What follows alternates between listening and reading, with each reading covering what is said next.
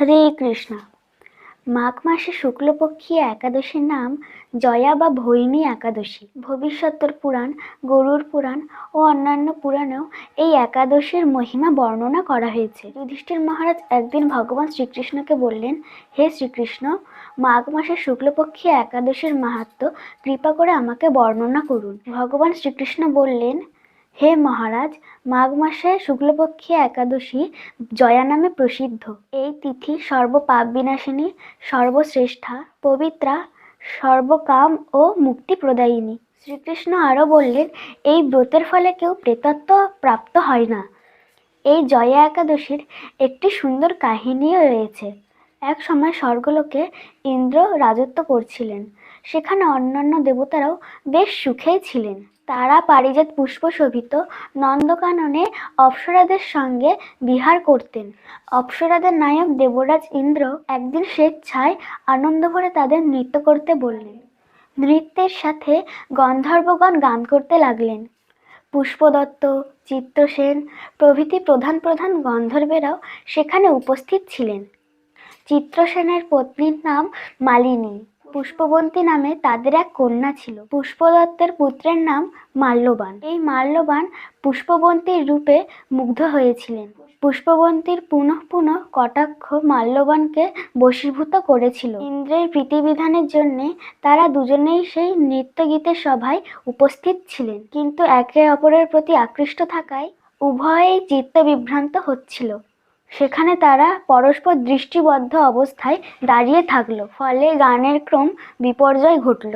তাদের এইরকম তাল মান ভঙ্গভাব দেখে তারা যে পরস্পর কামাসক্ত হয়েছে, দেবরাজ ইন্দ্র তা বুঝতে পারলেন।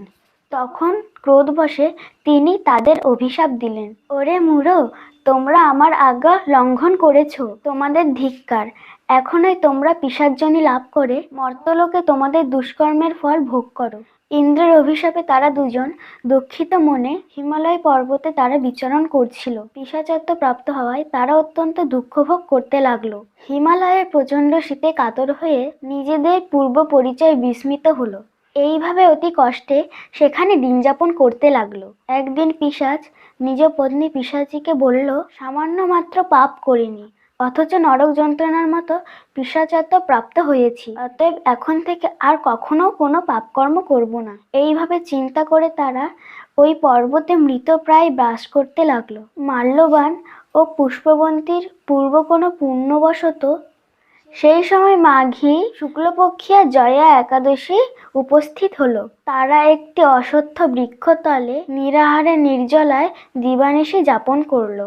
এইভাবে শীতের প্রকোপে অনিদ্রায় রাত্রি অতিবাহিত হলো। পরদিন সূর্যোদয়ে দ্বাদশী তিথি উপস্থিত হলো। একাদশীর দিন অনাহারে ও রাত্রি জাগরণে তাদের ভক্তি অনুষ্ঠান পালিত হলো। এই ব্রত পালনের ফলে ভগবান বিষ্ণুর কৃপায় তাদের পিশাচত্ব দূর হলো। তারা দুজনেই তাদের পূর্বরূপ ফিরে পেল। তারপর তারা স্বর্গে ফিরে গেল।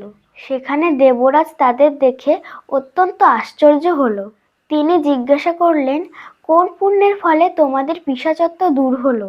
আমার অভিশাপ থেকে কে তোমাদের মুক্ত করলো? মাল্যবান বলল, হে প্রভু, ভগবান বাসুদেবের কৃপায় জয়া একাদশী ব্রতের পূর্ণ প্রভাবে আমাদের পিশাচত্ব দূর হয়েছে। তাদের কথা শুনে দেবরাজ ইন্দ্র বললেন, হে মাল্যবান, তোমরা আবার এখন থেকে অমৃত পান করো। একাদশী ব্রতে যারা আসক্ত এবং যারা কৃষ্ণ ভক্তি পরায়ণ তারা আমাদেরও পূজ্য বলে জানবে। এই দেবলোকে তুমি পুষ্পবন্তীর সাথে সুখে দিন যাপন করো। মাল্যবান বলল, হে মহারাজ, এই জয়া একাদশী ব্রত ব্রহ্মহত্যা জনিত পাপকেও বিনাশ করে। এই ব্রত পালনে সমস্ত প্রকার দানের ফল লাভ হয়। সকল যজ্ঞ ও তীর্থের পূর্ণ ফল এই একাদশী ব্রতের প্রভাবে আপনা থেকেই দূর হয়। অবশেষে মহানন্দে অনন্তকাল বৈকুণ্ঠে বাস হয়। এই জয়া একাদশী ব্রত পাঠ ও শ্রবণে অগ্নিষ্টম যজ্ঞের ফল লাভ হয়। শ্রীকৃষ্ণের মহিমা প্রচারে আমাদের এই ক্ষুদ্র প্রয়াস আপনাদের যদি ভালো লেগে থাকে, ভিডিওটিকে লাইক এবং হরিয়াষ্টয় চ্যানেলটিকে সাবস্ক্রাইব করে আমাদের সঙ্গে থাকুন। হরে কৃষ্ণ। কৃষ্ণ হরে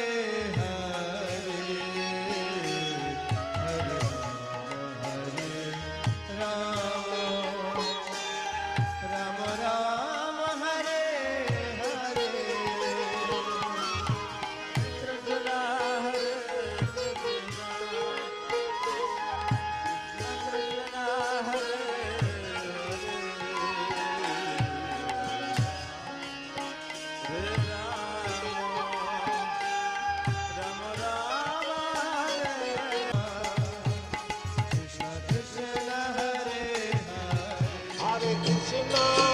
Hare Krishna,